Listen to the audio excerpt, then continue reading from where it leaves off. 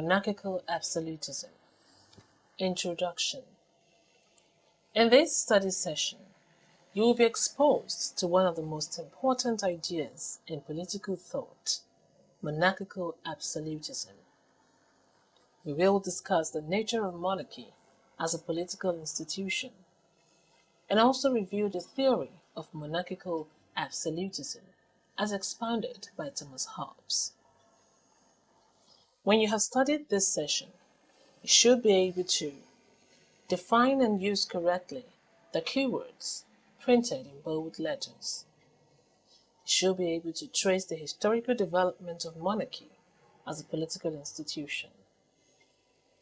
You should also be able to discuss the ideas of the theory of monarchical absolutism by Thomas Hobbes.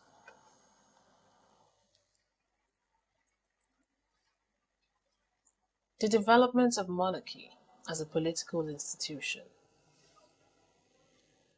Monarchy refers to the rule of one man, and monarchical absolutism refers to the idea that the monarch should exercise absolute or unrestricted powers over his subjects. Usually, monarchy takes the form of a hereditary system of rule in which succession is by inheritance or blood descent. The monarchical system of rule can be traced back to ancient times and was particularly popular among the Teutonic tribes, that is, the people who lived in northwestern Europe in former times. Among early political theorists, monarchy was also considered the best of all possible forms of government.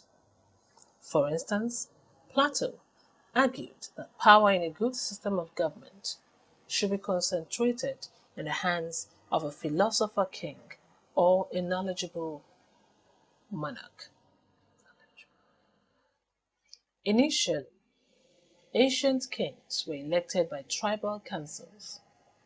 Gradually, the kings began to suggest those who should succeed them, and the councils approved these people without opposition or criticism. In the course of time, kings began to choose their successors without consulting the councils.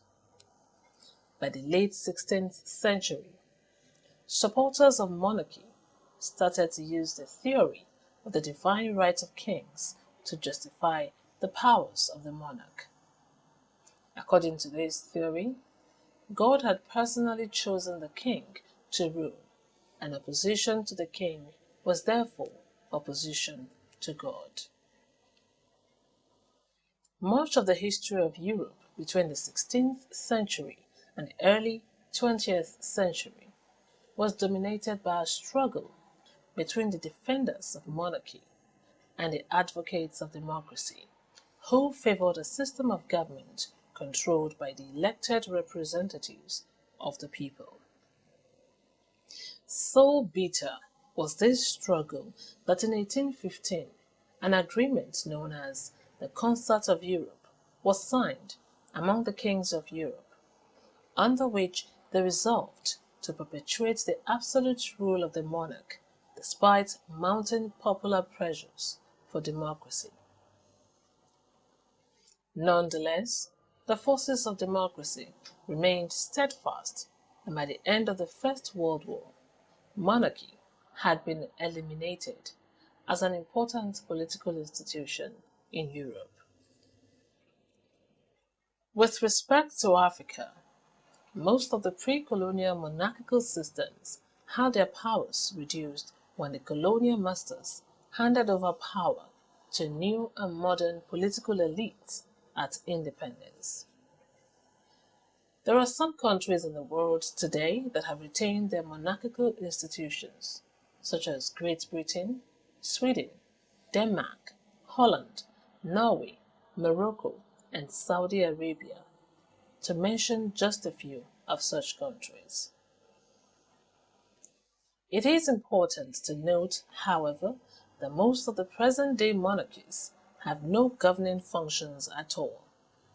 For example, in Great Britain today, the king or queen occupies a merely symbolic or ceremonial position. He or she merely performs such ceremonial functions, such as reading the government's legislative program at the beginning of a new parliamentary term, approving the laws made by Parliament, and calling for elections when the government decides it is time to seek the people's mandate.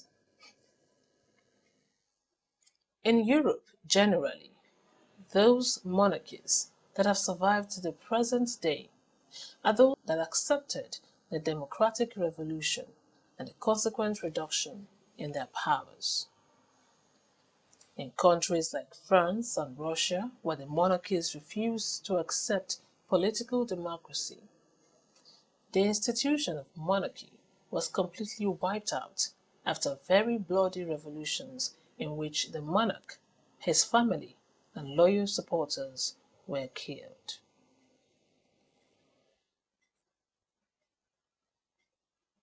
Thomas Hobbes and the theory of monarchical absolutism. The most famous exponent of monarchical absolutism was Thomas Hobbes, who lived between 1588 to 1679. He developed his ideas in England during a period in which conflict between the Parliament and the monarchy led to a civil war, in which the monarchy was violently overthrown before it was later restored after 11 years of army control. Hobbes therefore developed his ideas, which were published in the book Leviathan, to justify the restoration of the English monarchy. The most important feature of Thomas Hobbes' idea is that, unlike most supporters of the institution of monarchy during his time, he rejected the theory of the divine right of kings. Rather, Hobbes argued that the absolute powers of the monarch came from the people through a social contract. According to Hobbes, man was naturally and basically an aggressive creature. Before the making of the social contract which enthroned the monarch, man lived in a state of nature in which people acted as they wished and pursued their selfish interest without any concern for the interest and security of others. Each man was insecure and committed every kind of falsehood or violence in order to prevent himself from being harmed by others. Also, according to Hobbes, if any two men desired the same thing, which nevertheless they cannot both enjoy, they become enemies and endeavor to destroy or subdue one another. The state of nature was therefore a war of all against all. It was full of conflict and without peace, and could only lead to arbitrary death. According to Hobbes, the life of man in the state of nature was solitary, poor, nasty, brutish, and short. Hobbes, however, argued that men, in spite of their natural greed and aggression, were rational and could reason with each other in order to end the insecurity and chaos of the state of nature. Men therefore entered into a social contract or agreement with each other, in which they agreed to submit themselves to the authority of a monarch in return for the security, and in order to be provided by the monarch. Each man therefore laid down his right of self-protection and is contented with the security which the monarch will provide for him or his colleagues. It is after this social contract that human beings are rarely able to live reasonably and comfortably. It is only after this contract that art, science, morality, law, peace and tranquility are able to develop. Under the contract, the monarch's only obligation to the people is to keep order and maintain peace and only if he failed to do so can the people rise up against him. Other than the provision of order and security, the people had no rights to claim against the monarch. On the other hand, the monarch exercises absolute powers. For Hobbes, monarchical absolutism was the price people had to pay for the movement from the chaos of the state of nature to a civilized society of order and security. Despite Hobbes' arguments that a monarch should enjoy absolute powers, he was very unpopular among the defenders of monarchy or the monarchists. This should not surprise you. While the defenders of monarchy believed that a king's authority arose directly from God's will, Hobbes argued that the authority of the monarch came from the people through a social contract.